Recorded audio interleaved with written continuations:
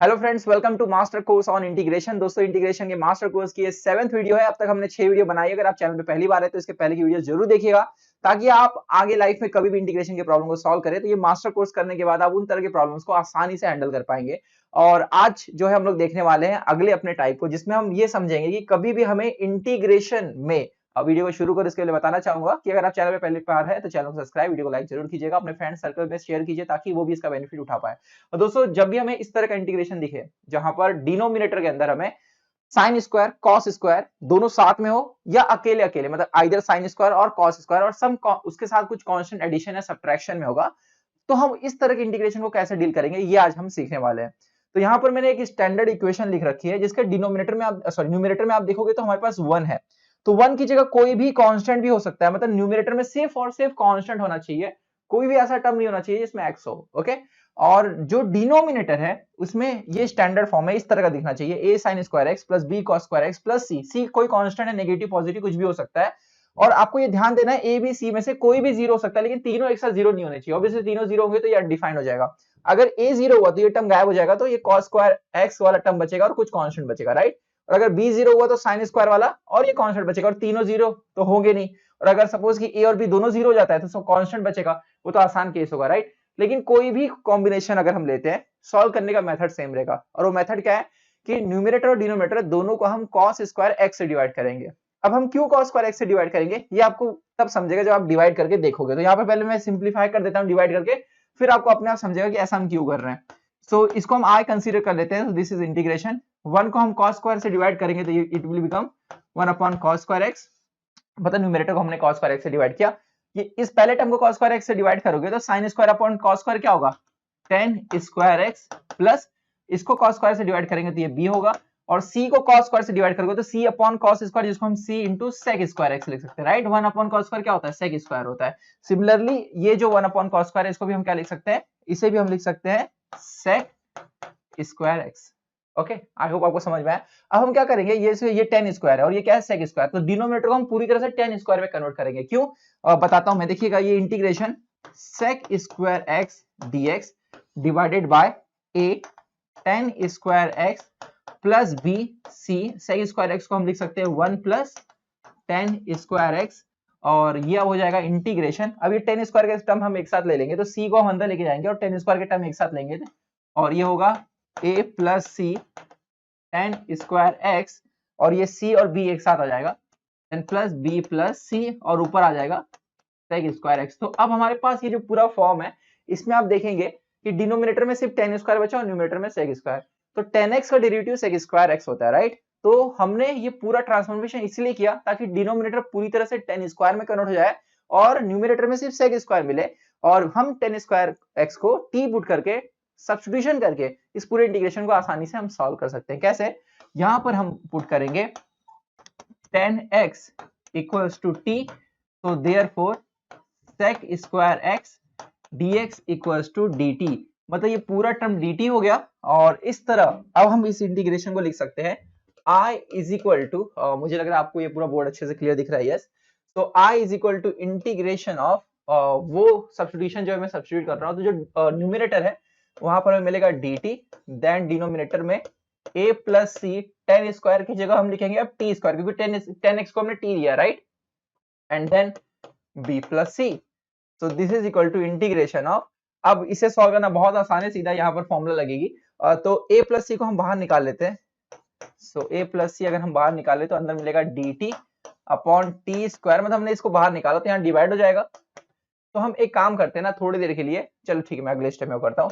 सो ये i को मैंने यहाँ पे रफ कर लिया, यहाँ पे हमें मिलेगा b plus C divide by a plus C, जिसे हम लिख सकते हैं इसके रूट का होल स्क्वायर, राइट। मतलब उसी चीज को दूसरे तरीके से हमने लिखा। अब यहाँ पर हम फॉर्मूला यूज करेंगे। फॉर्मूला कौन सी यूज करेंगे, हमने इसके पहले के लेक्चर में देखा हुआ है, integration dx upon X square plus A square. इसका फॉर्मूला क्या होता है, 1 upon A tan inverse of x by A. ये वाली फॉर्मूला हम लोग यहाँ पर यूज करेंगे, तो हमें मिलेगा 1 अपॉन ए प्लस सी। तो देखो इस फॉर्मूले के अकॉर्डिंग यहाँ पर a क्या है, ये पूरा एक्सप्रेशन, ओके। तो 1 upon square root of b plus C divide by a plus सी।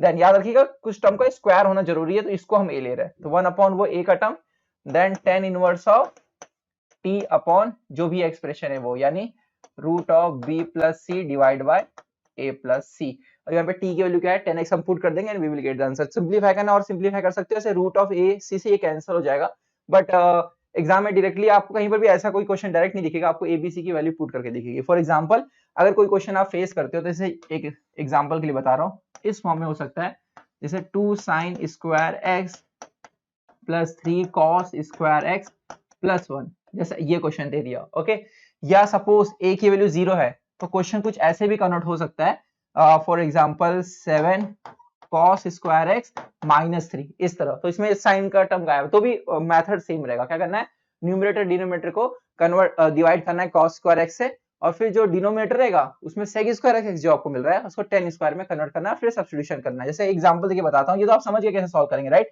अब इसको भी वैसे ही सॉल्व करेंगे। तो जब आप डिनोमिनेटर को डिवाइड करोगे 1 upon cos square, sorry numerator को डिवाइड करोगे 1 अपॉन cos स्क्वायर से, तो आपको न्यूमरेटर में तो sec स्क्वायर मिलेगा, करेक्ट। और डिनोमिनेटर को जब डिवाइड करोगे तो cos स्क्वायर से डिवाइड होगा तो 1 हो जाएगा, तो हमें मिलेगा 7। हम यहाँ पर क्या कर रहे हैं, न्यूमरेटर और डिनोमिनेटर को cos स्क्वायर x से डिवाइड कर रहे हैं, तो न्यूमरेटर में 1 है तो 1 अपॉन cos स्क्वायर x क्या होगा, sec स्क्वायर x।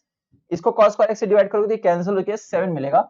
3 को डिवाइड करोगे तो 3 अपॉन cos स्क्वायर x को लिख सकते हैं 3 sec स्क्वायर x, तो हो गया एकदम इजी। अब sec स्क्वायर x को लिखेंगे हम लोग 1 प्लस tan स्क्वायर x, तो it will be sec square x dx divided by 7 minus 3 bracket में 1 प्लस tan स्क्वायर x। तो ये 3 को हम अंदर लेके आएंगे और हमें मिलेगा सिंप्लीफाई करने पे sec square x dx divided by 3 अंदर लेके जाएंगे तो माइनस 3 7, तो हमें मिलेगा 4, राइट। और ये माइनस 3 इधर जाएगा तो माइनस 3 tan स्क्वायर x, इस तरह। अब यहाँ पर हमें सिंपली क्या करना है, tan x को t लेना है, तो sec स्क्वायर x dx क्या हो जाएगा, dt हो जाएगा। और इस केस में हमें आंसर मिलेगा integration dt upon 4 minus 3 T square, हमने tan x को t ले लिया है। सो वही सारे स्टेप्स है, बस कभी tan इनवर्स की फॉर्मूला लग जाएगी एंड में, या तो आप याद करोगे तो हमने एक और फॉर्मूला डिस्कस की थी लॉग वाली, वो लग जाएगी, ठीक है। तो यहाँ से आप चाहो तो 3 कॉमन ले सकते हो या माइनस 3 कॉमन ले सकते हो, और अगर आप कॉमन लोगे माइनस 3 मैंने कॉमन ले लिया तो ये इंटीग्रेशन कुछ इस तरह दिखेगा, जस्ट वेट। सो dt upon T square minus 4/3, इस तरह, जिसे हम इसके रूट का स्क्वायर भी लिख सकते हैं। 4 का रूट 2 होता है, आप उतना भी सिंप्लीफाई कर सकते हो खुद से, कोई दिक्कत नहीं है। मतलब इस चीज को हम ऐसे भी लिख सकते हैं। क्यों ऐसे कर रहे हैं, ताकि फॉर्मूला लगा पाए। ओके, फॉर्मूला अगर आपको याद होगा तो integration dx upon X square minus A square, इसकी फॉर्मूला है 1 upon 2a log of mod of x minus a upon x plus a। तो ये फॉर्मूला हम यहाँ पर यूज करेंगे, प्लस कांस्टेंट भी आता है, आप सबको पता है।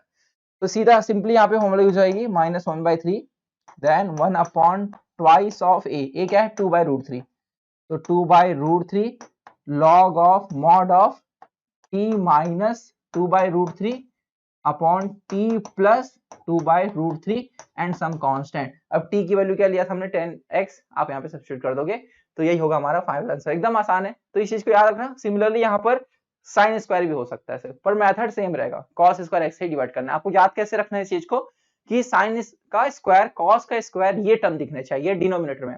अच्छा, अगर हमें स्क्वायर नहीं दिखते हैं, जैसे सिर्फ sin x और cos x है, तो अगर यही हम चेंज कर ले a sin x plus b cos x plus c square नहीं है, तब इसे सॉल्व करना थोड़ा सा ट्रिकी हो जाएगा, और इसे हम लोग सीखेंगे नेक्स्ट वीडियो में। तब तक के लिए बहुत बहुत धन्यवाद।